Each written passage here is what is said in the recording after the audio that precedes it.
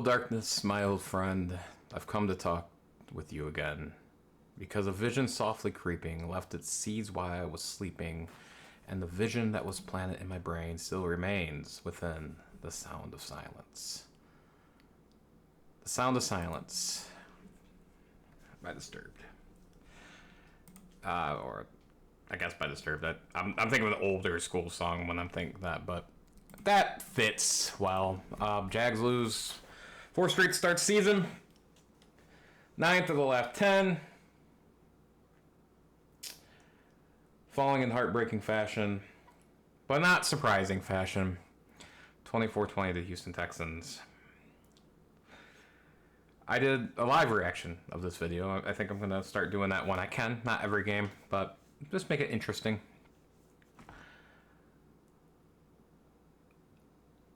I'm not angry this week. I'm not filled with rage. I'm not filled with hatred. Okay, I'm filled with hatred. I'm not filled with this insatiable anger that won't let up like I was Monday. The team played with heart this week. Something that definitely wasn't the case last week. This team played with fire that we hadn't seen all year. But mistakes. And Houston made a lot of mistakes too in this game. And we didn't take advantage of them. What sucks about this loss, besides the obvious fact that the season's over, let's call it as this. I know unofficially it's not, but realistically, the Jags are 0-4. And they could have won 3 of these games. And that's what I want to talk about. That's what I want to...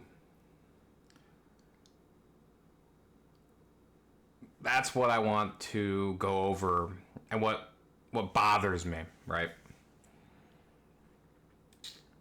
In 3 of these games, the Jags had a chance to win the game. And in the 4th quarter, where we need a drive, whether it's to take the lead or keep the lead, we have an opportunity. Not much more you can ask for in the NFL. Realistically, from week to week, you can't. Yeah. Obviously, you want to blow out teams. That makes things so much easier. But realistically, if you're given an opportunity to go win a game, whether it's by a catch-up touchdown or field goal, or by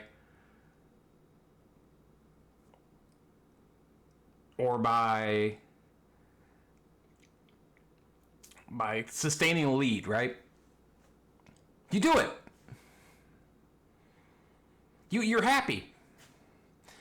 Sure, you may not win all 3 of them. Luck is a thing, unfortunately. But realistically, we are 0-3 in those games. We're 0-4 of the season, so of course we're 0-3. And it's not that we haven't produced the drive to do it. That's not the worst part about it. The worst part, the aggravating part, is all of those drives, basically 3 of those drives, 4 of those drives, whatever it is, have been so unbelievably bad. Like, they stood no chance. No chance! It's incredible how poorly, in clutch situations, this team plays.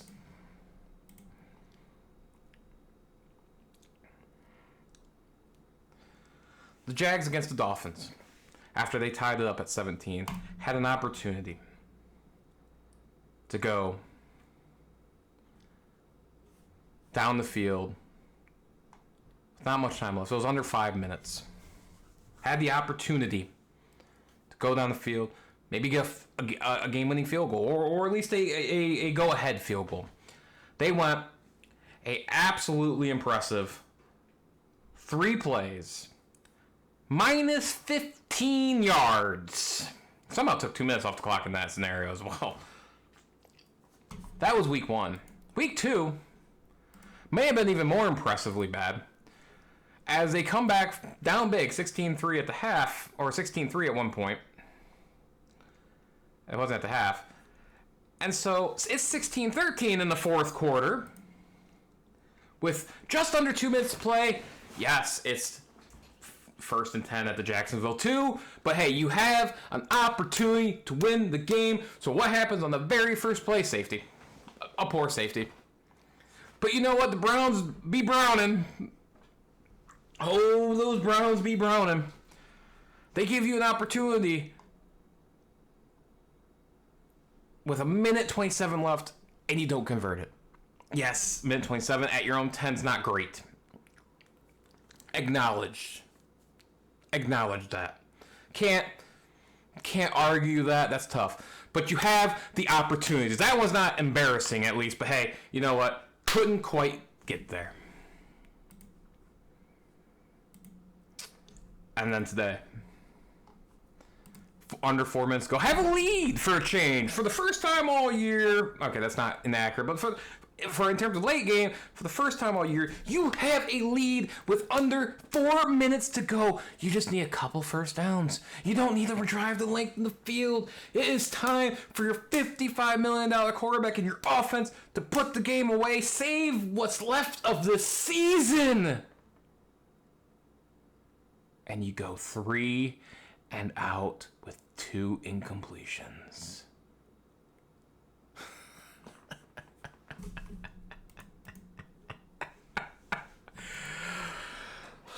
What are you doing?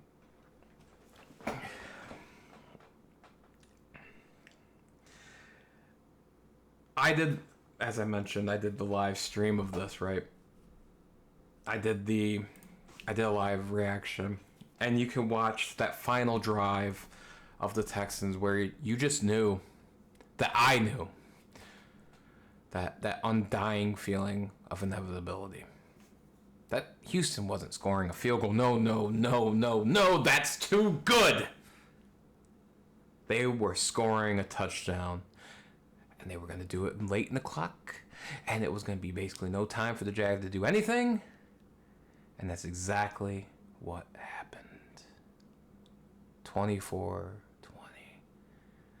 And I'm not even going to go into the embarrassment that was the attempted laterals, because laterals are laterals, but that was utterly an embarrassment as well. But so who do you pin the blame off? Obviously, you could start with the coaching. I mean, but realistically, I don't think the Jags played an awful game. I actually don't think they played a bad game.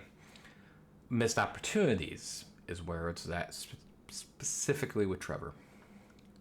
We need the conversations there now about whether or not he's really a franchise quarterback, and I think the answer is already there, and we just don't really want to accept it, especially when we just paid him. He missed 2 overthrows. He overthrew 2 touchdowns in this game. One of those, the Jags win. Or at the very least, maybe it's tied, depending on one of those situations. But the Jags haven't. I bet if they score either one of those, I bet the Jags win this game. Those 2 overthrows to wide open receivers, unnecessarily overthrown. Neither one. He wasn't under that much duress. He had time to set his feet and throw the football, and he overthrew Brian Thomas early in the game, and Christian Kirk later in the game for would-be touchdowns, wide open. You gotta make those throws, man. You have to make those throws. And you're an NFL quarterback, you gotta make those throws. Ain't gonna get any easier. I pinned the blame today on Trevor Lawrence. You have to make those throws. Close game. You have to do it. Get both of them this game, they win 31-24. Then the season's not over. The embarrassing run of losses isn't over. You're now 0-9 in your last 9 starts, Trevor. Yeah, you can sit there and blame the coaching. I mean, once again, the Houston Texans score on 3 of the 4 first down. They score 3 times. They score 3 times on 4 first half drives. That is still an issue of giving up points in the first half. But, you know, not even beyond that. You had opportunities. It's on Trevor. I'm not absolving coaching staff here.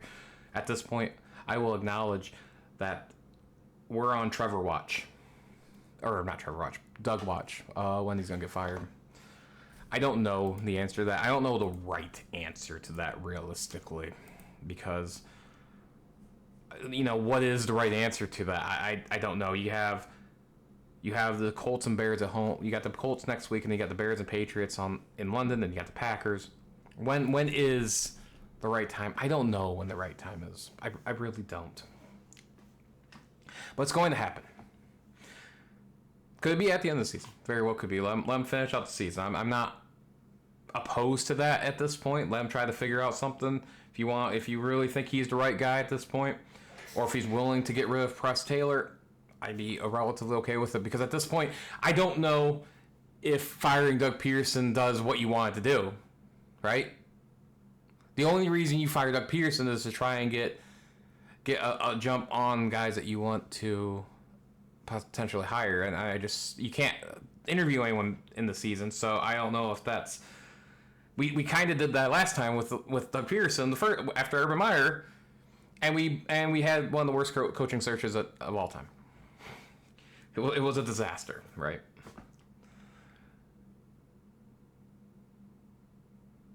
And I don't want to sit here and say Doug Peterson was a failed hire, because that would be inaccurate. He was the right guy at the right time. But this is unacceptable. It just is. This is unacceptable. We're 0-4. I don't care how hard the schedule was at the beginning of the season. I don't care that you had 3 and 4 on the road. I don't care about any of that. You had a chance to win 3 of them. But more importantly, on the coaching staff, that Bills game was bad. That was bad. That's on coaching. Then you get blown out that bad. Then you get embarrassed on national TV on Monday Night Football with everyone watching. You want to tell everyone, prove to everyone that you're not a terrible team, and you lay that egg.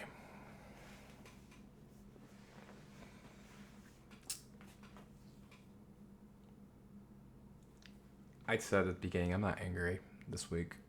I'm not filled with rage this week. I'm not. I genuinely do not care that much anymore for this season to be angry and rage filled, because the season's over. The season is over. You aren't coming back from 0-4. It isn't gonna happen. Sorry. Only one team's made the playoffs after 0-4 start. That was the Chargers, right? Tennessee doesn't play till later, till Monday night. But right now, you are one of 2 teams that are winless, and currently the only 0-4 team. And more importantly, all 4 games were against AFC opponents. So you're behind the 8 ball as it is, with tiebreakers. Your only hope was division, and that's gone now.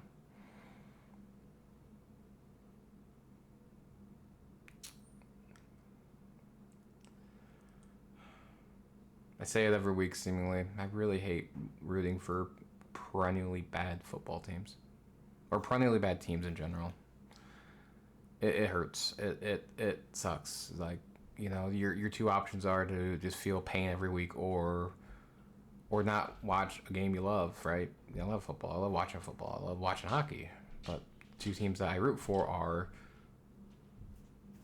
2 of the worst run organizations in sports. Not just in their respective sport, in sports in general. And it's you get to what's the point?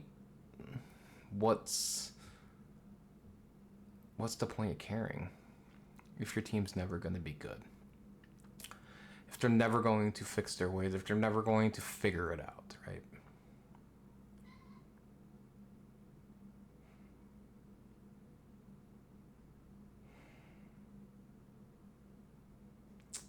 Season's over.